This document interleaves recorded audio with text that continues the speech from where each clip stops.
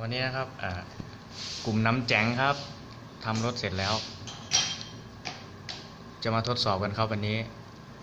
เริ่มการทดสอบครับอ้าว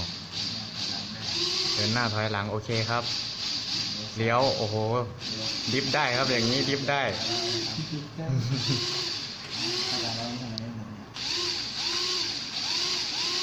แรงครับแรง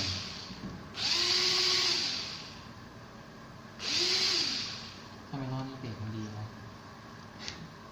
ผ่านครับผ่านจบไปจบครับดีมากดีมากน้ำแจ๋งอ่ะต้องขอบคุณอาจารย์วรวิทย์ธรรมเชฟินครับที่ให้คำปรึกษาแนะนำขอบคุณครับ